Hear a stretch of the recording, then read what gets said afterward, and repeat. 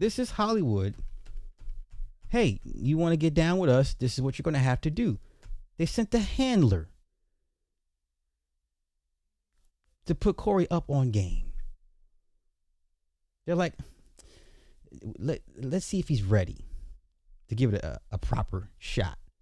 They send the handler out to come talk to him and say, hey, people have been watching.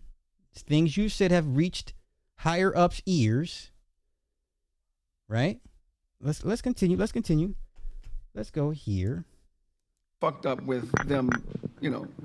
I'm glad you said it. Yeah, from before the 20s. We're talking like 1800s when they would go up there and imitate. Craig talked about that before. Yeah. The only reason blackface was invented is because they didn't want to let black entertainment. Okay, let me find the actual timestamp. I don't want to inundate you guys, me jumping around. So let me find the actual timestamp and we can get right to it.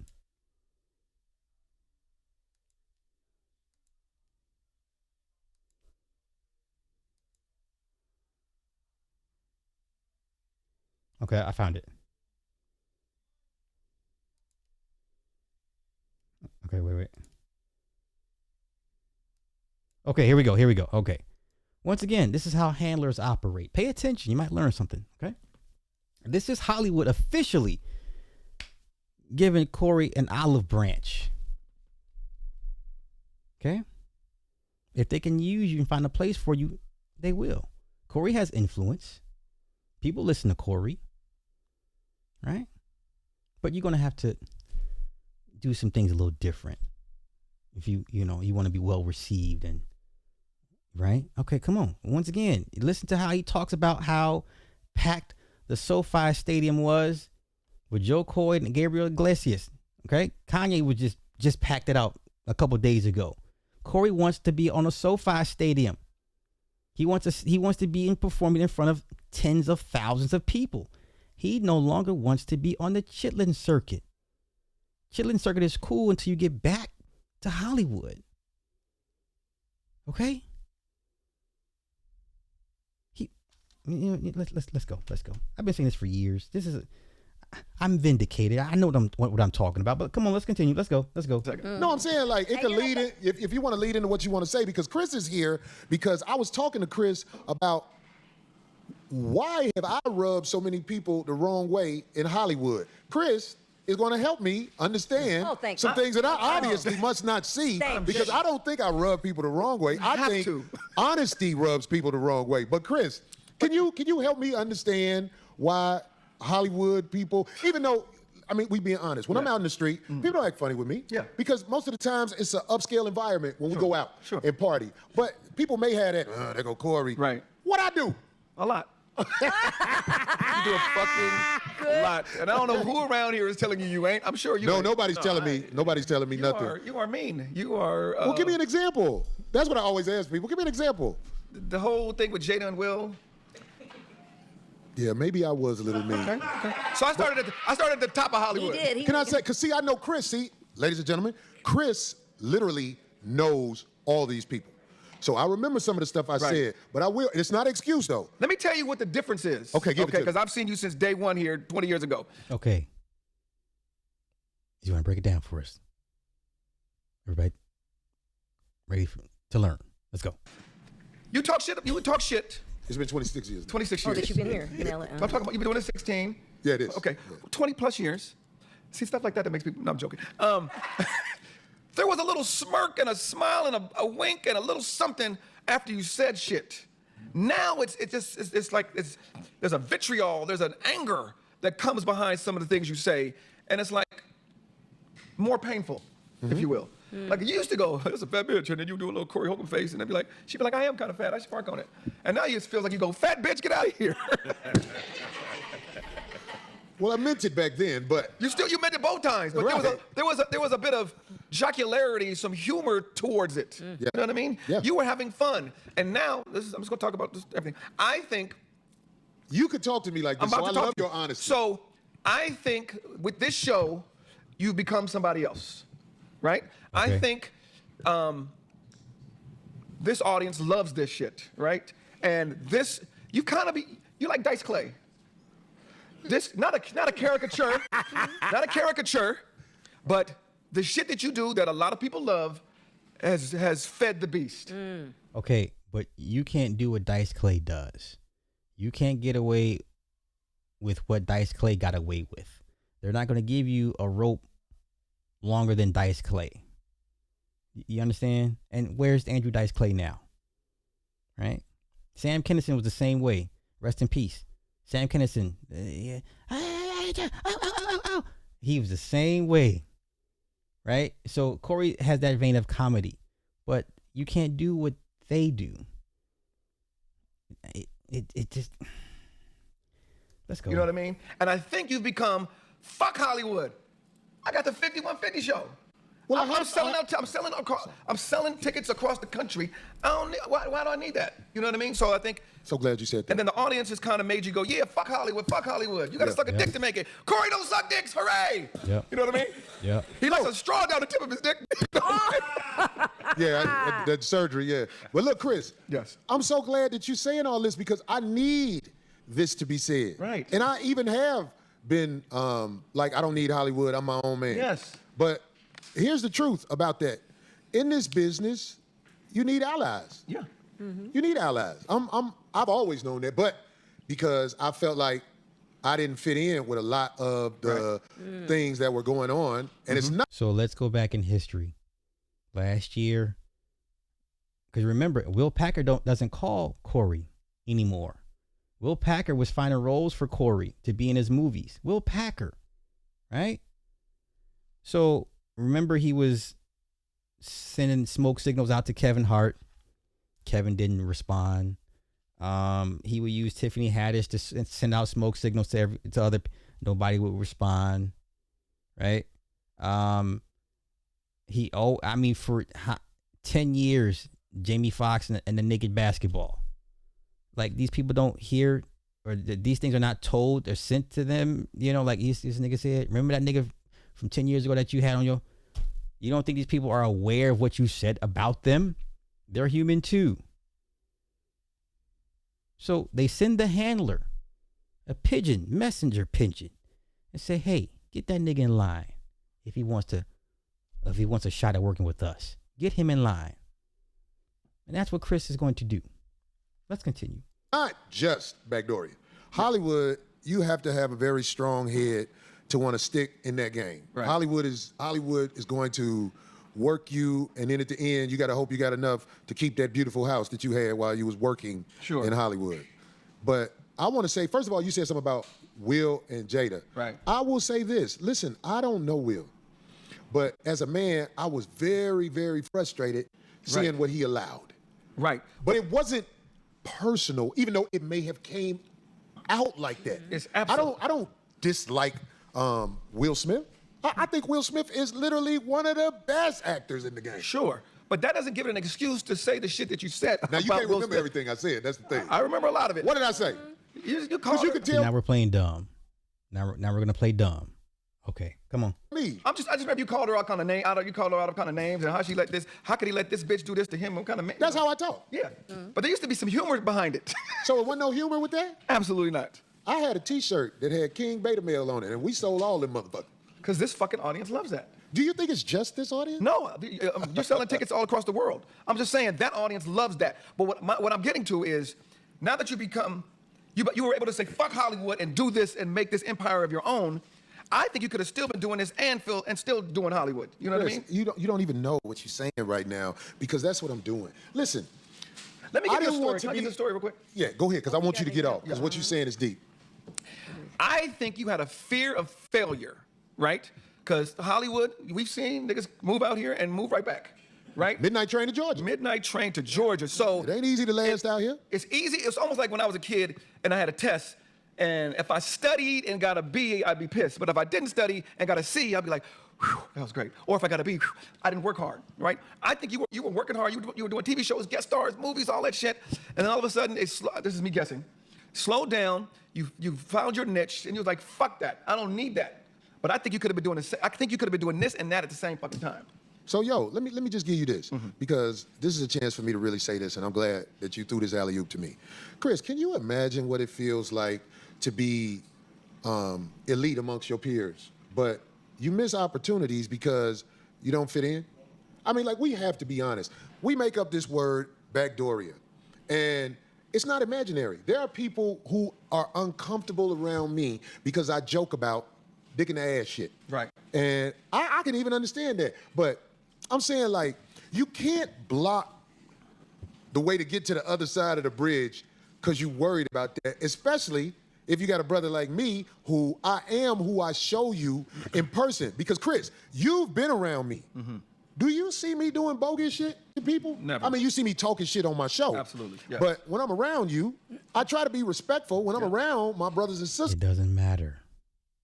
That's not how the world works. It doesn't matter. And for him to be 57 years old, to finally have the light bulb come on, like, sir, you're 57, just now figuring this out? No, I mean, no one's ever said, hey, bro, man, if you would just chill. Okay. Absolutely. Okay. Even if they do have backdooria background, Right. I am respectful to my brothers and sisters, really to everybody when I see them. And that's what I feel like wasn't being put out there. So I was like, man, fuck all this shit. Right. Not just that, but that was the main reason. Absolutely. Because I'm like, I'm not finna pretend in front of y'all. Y'all know what y'all do. But why you want to oust me out? Is it because I joke? Because I would never, I'm respectful to men. First of all, some of the backdooria dudes are not punks. Do you hear what I'm saying? Everybody equate backdooria to some little weak dude. No. Trust me. Yes, you have to be pretty strong to take it. Okay, Trust me. You're stronger than average, as a matter of fact. It's gangsters getting down like that. Yeah. And what I'm trying to say, and I'm so glad Chris is here, because I might not ever get a chance to say this the way I'm trying to say it now. I'm not disrespectful when I'm around my brothers and sisters. I talk crazy on my show. We laugh, we joke. It's not meant to destroy somebody, but I'm not making no excuses. Yes. Because I remember I was very frustrated with our brother Will Smith when he wouldn't be assertive like I feel like I would be. Right. But I lost my wife. You know what I'm saying? So I realized my way ain't the definite way to go. But I'll give you another example. don't put me out there like I'm some dirtbag who's hard to be around. Let me give you another example. Correct, a little bit. When you were talking about Chappelle, right? You said a whole thing about him going and bombing for 5 hours, and this shit ain't funny. I remember that. Some of y'all do too. Come on. And then when you came back again later, you like, you know, I kind of misspoke, or you said something like that. He was working out, right? Because that's mostly what he's doing, is working out, because he has the ability, because he is Dave Chappelle, to go up there and work out shit. Okay. I liked how you came back and said that after. Because it was different than saying he's Because bombing. they hate. I don't hate Chappelle. I don't know. You don't have to hate to talk shit about somebody. Okay. You know what I mean? I can smoke a bag of that. Yeah, you Because can be I'm like- gonna talk my shit. Yes, you're gonna talk shit for sure. And it seems like for a while you was being too nice after all that shit happened. And I was like, I don't want the nigga to go that far back. Hold on. They was like, hey everybody, how are you? Niggas passing out candy and shit. I'm like, Where was I doing that? Babies? He started grabbing He was babies. passing out candy. Oh my how you doing? Hello, my baby. Hello, my darling. I was Oh, like, my no. You got the nigga smiling and shit. Chris. You ran for alderman in some city. They did what? Oh, no, but Chris, So you were I'm close glad in you're your saying assessment this. and your breakdown. So he was close. They what? And with what you said. No, so what I'm saying is, he would say this shit before. These are the funniest people. No, yeah, no. No, them motherfuckers crazy. They gonna keep on to you. Chris Acknowledge it. got Dame Dash face on Keenan Ivory Wayne's head. Yeah, it don't stop, dog. It don't stop. Look, everybody who come on the show after a while they get to reading that shit. That's they what like, happened a minute ago. What the fuck he say? Where's makeup? Hey, don't make up. We just out here. Give him a nap. But what I just want It's to like he say, died and came back to life. Wow. I want to expound on that point Yes. because you here. Great on Dustin. Chris, I don't walk around being disrespectful to brothers and sisters when I see them. When you see them, that's great. We're talking about right here is where you're fucking mean. Oh, on my show? On your show, yes. And there used to be a time, like I'm saying, you would say some shit and there would be a laugh at a gig and a blah, blah, blah. Did you catch Craig nodding his head in agreement? Sure you did. Come on. But sometimes you're like, that motherfucker, he ain't shit and fuck him. And he does Now, cocaine. you know that's opinion, though. Because it's like some people laugh at this shit I do. man. no, them niggas they'll that laugh all packs the right. theaters. Yeah, they'll laugh Yes. all right. I'm so glad you said that. Because I just left Columbus, Ohio. We had sold out shows. Yes. And people are sitting around acting like, oh, Corey. Yeah. I'm like, Corey, no, listen. I'm good. Listen, Corey, for sure, you are the fucking king of that. But now we're talking about this transition, right? Transition to you wanting to, you're fucking writing songs and Wait, movies this and is shit. important. The transition to wanting, Chris, is Okay. listen to how every time he mentions the SoFi Stadium, Joe Coy and Gabriel Iglesias, everybody that came up with Corey, his peer group, have passed him by. Everybody. Maybe except Damon Williams. And that's debatable. Everybody from Chicago. And I mean, everybody that's out here in LA has surpassed Corey. Deion Cole was underground for at least 10 years. He was doing the joke with the no thing for a decade. He just now been popping the last couple of years. He like Deion was like the last one out of Chicago comedians to pop. Everybody done already popped before him, but Deion was like the last one. They've all passed Corey by.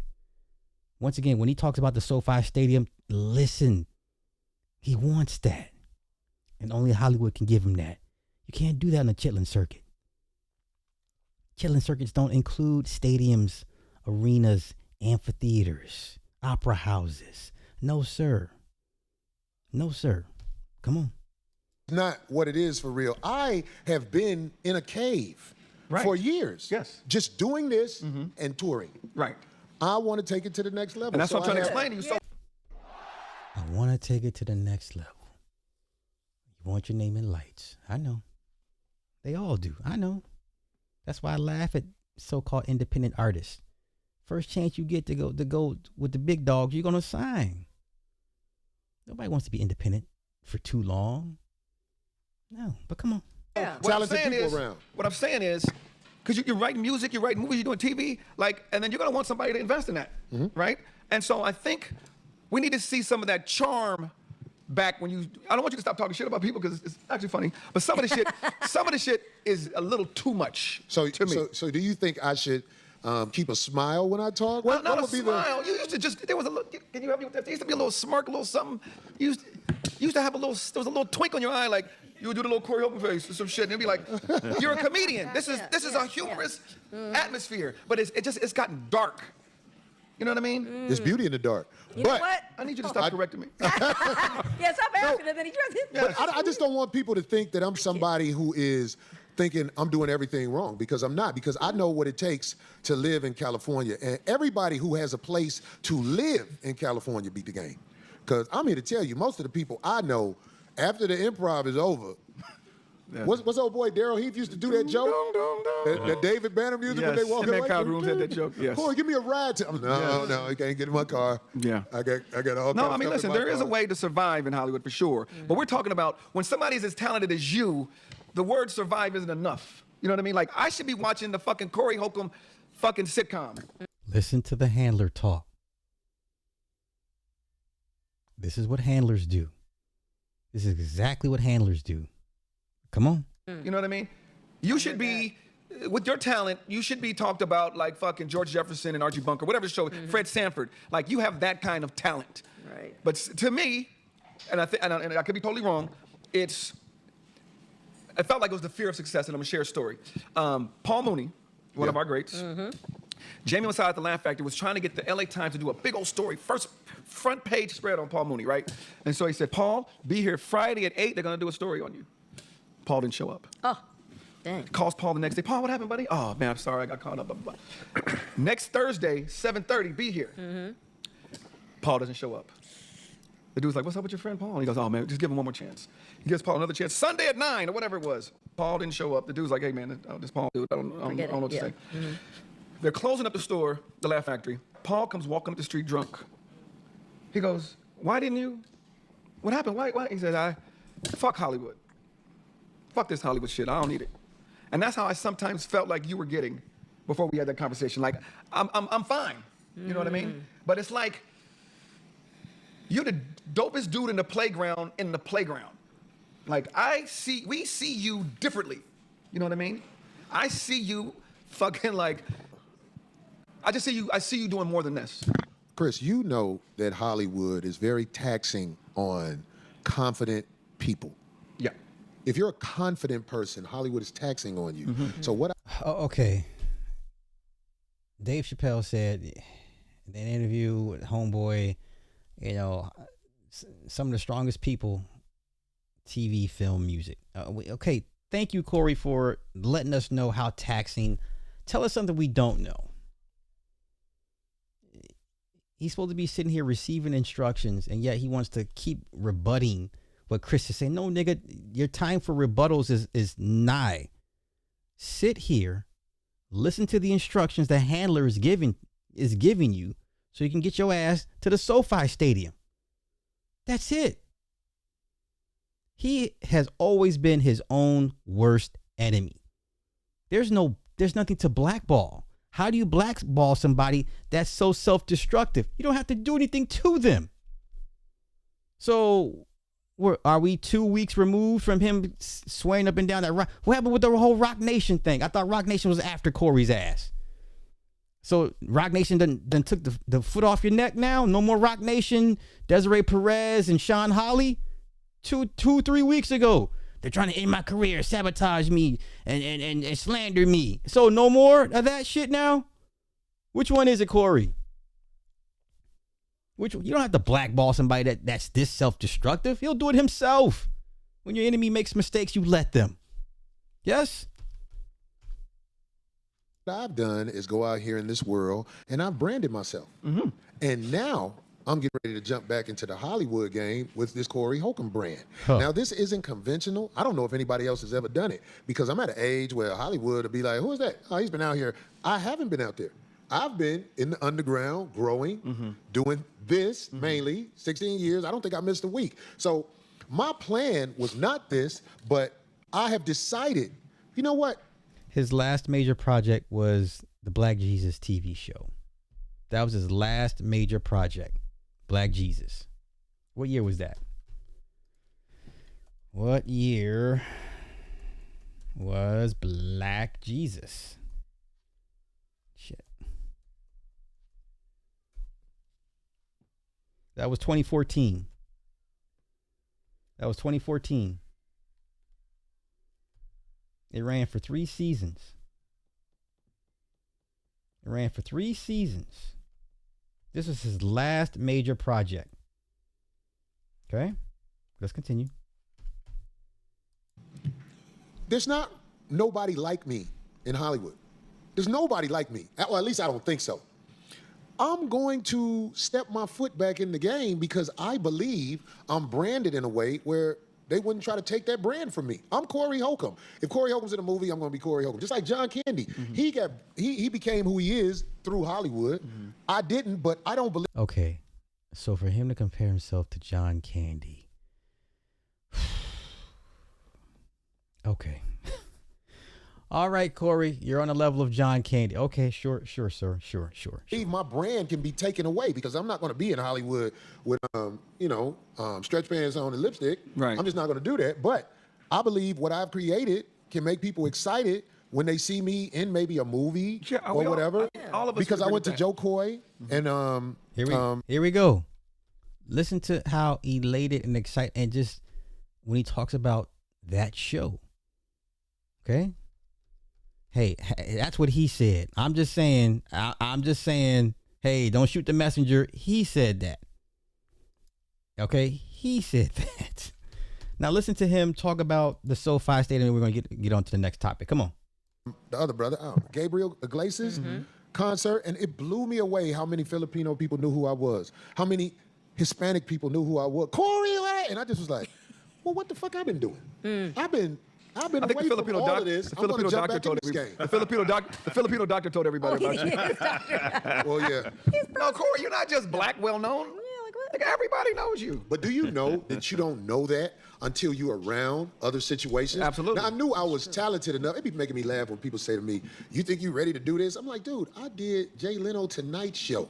It's true. I do. Last comic standing. Comedy is what I do. It's just, you know me from doing the urban brand of comedy. Because that's what I branded myself as. But The urban label. Yes. Okay. He's ready to shed.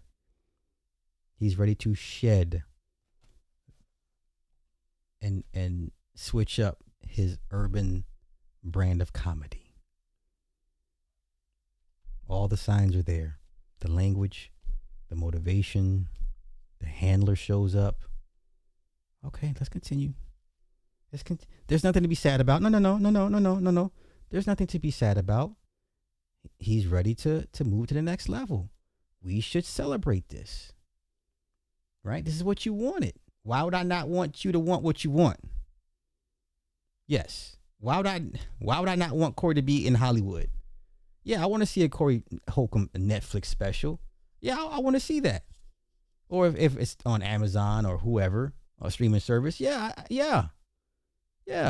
Why not? Why not? Mike Epps is doing them damn Tyler Perry sitcoms. Them shits is whack. Okay, wait. Let me pull this back. That Mike Epps Tyler Perry TV show, that shit's garbage. My wife watches that shit. She just be giggling. I'm like, what's so funny? And she don't like black. She don't like black shows like that, but she be laughing her ass off at the fucking Mike. That shit is trash. Mike Epps TV show with the Tyler Perry got a gay son. Right? I was watching the episode, what was it, last year? When the son was trying to come out and tell his daddy he was gay. Ain't no escaping this Hollywood. You gonna play the fucking game. Nigga, who are you? Nobody. And I mean nobody is bigger than the program. Let's get back to it. Yeah, the Upshaws. That shit is trash. Trash. Laugh tracks, dry ass jokes, Wanda just, phoning it in. Like, they run a garage. He's a mechanic. That shit is trash. But you know what? He's on a major streaming platform. He making nice checks. He played big venues. He's not on the chilling circuit. That's for damn sure. He's on Netflix. So I give Mike Epps the credit, but that show is trash. Sorry. You have to pay me to watch that shit. But let's continue. We're going to wrap this up. Move on. Almost all those sets I were on, all those directors was like, well, where the hell you been? See? But I'm not trying to toot my own horn. Mm-hmm. I'm just trying to explain myself. Mm-hmm. And I'm glad you here giving it to me raw like that, because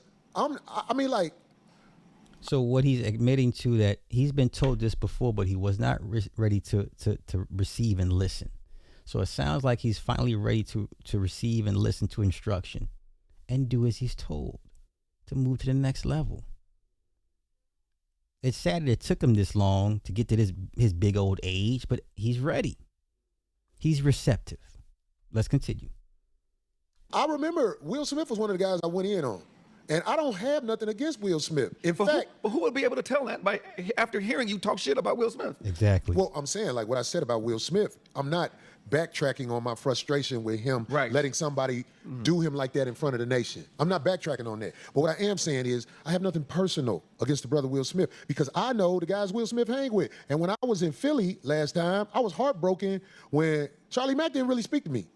And you know Charlie Mack ain't no punk. Right. He didn't play me off for nothing. It's just he didn't, what's up, Corey, like he normally do. So that's why I'm saying I don't have nothing against our brother, Will Smith. And if I said things that makes him feel that way, I definitely want to apologize for that, because I don't hate Will Smith. All right. Okay. He's ready to leave, y'all. 5150. He's ready to graduate. He wants to see white faces in his audience. He wants bigger stadiums, bigger venues. He wants bigger. Listen. Y'all held him down for the last 10, 15 years. Good job, black people. But he ready to move on to something else. He no longer wants to be urban. Okay? I'm sorry. Urban audiences is not going to get you into the SoFi Stadium. It's not enough for you guys going to come out to pack the SoFi Stadium to see him. Sorry. It is what it is. Okay?